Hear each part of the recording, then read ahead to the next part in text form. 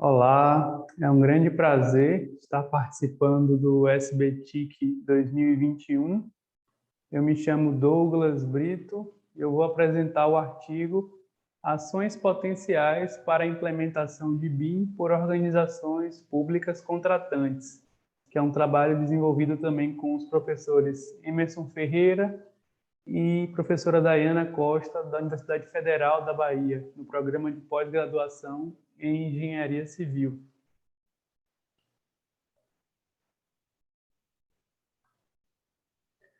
Falando um pouco do contexto do trabalho, né?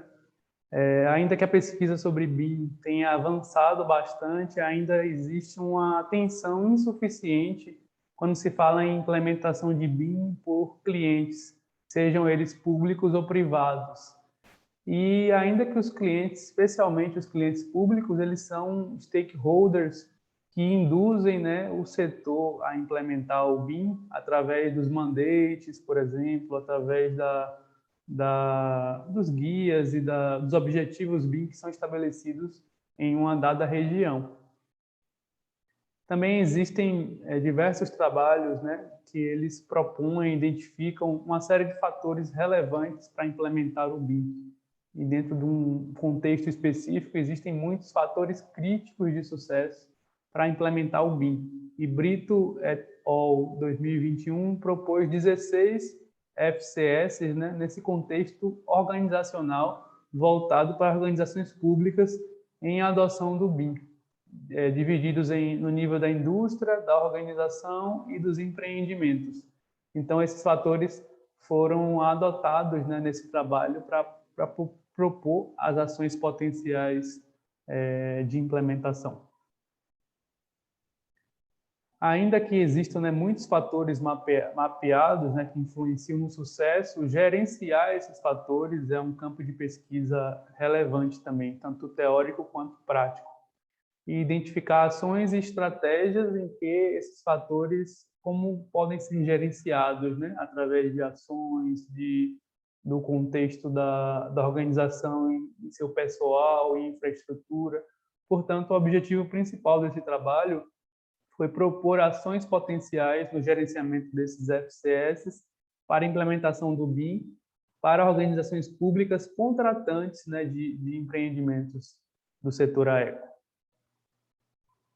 O método de pesquisa adotado, inicialmente foi feita uma ampla revisão da literatura, tanto envolvendo, né, esses fatores críticos que influenciam no sucesso da implementação, identificando aqueles que fossem mais apropriados a esse contexto, no setor público, e também ações e estratégias de implementação BIM em geral, presentes sejam em iniciativas públicas, sejam em publicações internacionais e nacionais.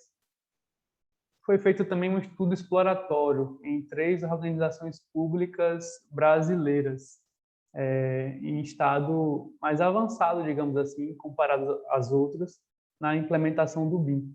Então, são 2 secretarias da administração direta estadual da região sul e uma empresa pública do estado de São Paulo relacionado à implementação do BIM na parte de metroviária. Então, foram feitas entrevistas com um profissional responsável pela coordenação e o gerenciamento da implementação em cada uma dessas organizações.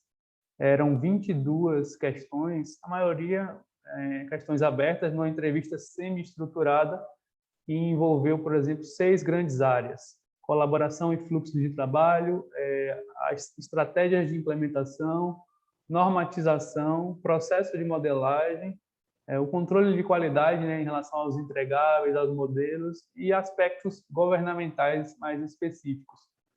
Então, também teve a participação de uma observação durante essas visitas técnicas e para justamente identificar, né, quais eram os principais desafios, as principais questões enfrentadas por essas organizações ao implementar o BIM. As práticas, né, as experiências dessas organizações públicas enquanto contratantes de empreendimentos nessa esfera executiva, né, na esfera estadual executiva. Também, paralelo a isso, foi feita uma análise documental de publicações nacionais e internacionais, então, os planos de execução BIM, alguns mandates, que tipo de ações, recomendações e estratégias eram mais identificadas, eram mais recomendadas numa implementação BIM, de forma, então, a gerar, foram 32 ações potenciais para a implementação do BIM, vinculadas àquela classificação de fatores críticos de sucesso.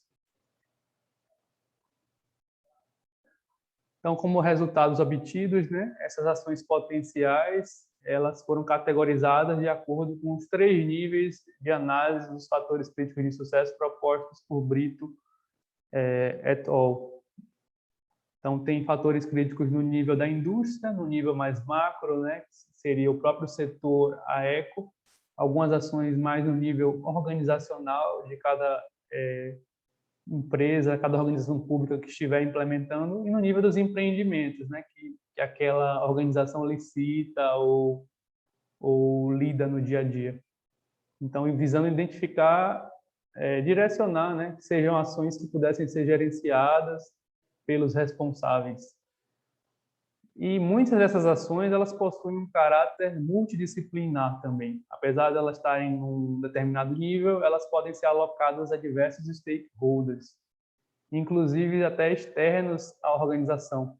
Então, como, por exemplo, aí uma ação que envolve, por exemplo, o desenvolvimento de uma estrutura regulatória adequada à implementação do BIM. Está vinculada aí a um fator crítico no nível da indústria, o I02, né, de regulação e legislação governamental, e a promoção e fomento à adoção do BIM pelo setor, já ligado mais à parte de liderança e incentivo governamental, ainda que, em geral, né, dependa de ações num nível mais macro, no nível estratégico, não só da organização, às vezes externa à organização, mas também existem ações que podem ser desempenhadas no nível organizacional relacionado a essa proposição. Então, aqui é um exemplo aí dessas 32 ações que foram propostas. Então, elas estão vinculadas ao fator crítico de sucesso, e se estão no nível da indústria, que está ali identificado como I, no nível da organização ou do empreendimento.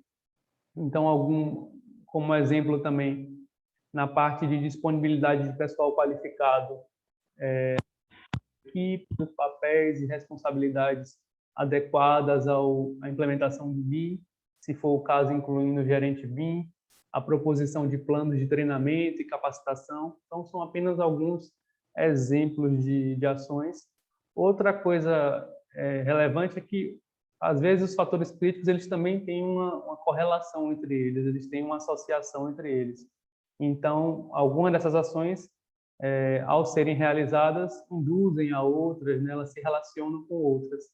Então, por exemplo, na disponibilidade de infraestrutura tecnológica, as definições adequadas de hardware, de rede, de suporte, de armazenamento e softwares compatíveis aos usos BIM que vão ser propostos. E aqui as ações ligadas aos empreendimentos. Então, por exemplo, a forma de contratação apropriada de um empreendimento é um fator crítico de sucesso. Então, é importante definir critérios para qualificar em BIM, seleção dos métodos de entrega, definir questões de direito de propriedade, responsabilidades que estão nessa fase de contratação. Então, a ideia das ações potenciais é direcionar a implementação. Então, como principal contribuição desse trabalho é o avanço do conhecimento e uma maior compreensão do impacto dessas ações que podem ser exercidas por diversos agentes públicos e, às vezes, privados do setor eco, no gerenciamento dessa implementação BIM, que ainda é um desafio, ainda mais no contexto brasileiro. E, como recomendações aos trabalhos futuros, a realização de estudos empíricos, né, de análise e avaliação dessas ações no contexto prático, em organizações públicas contratantes.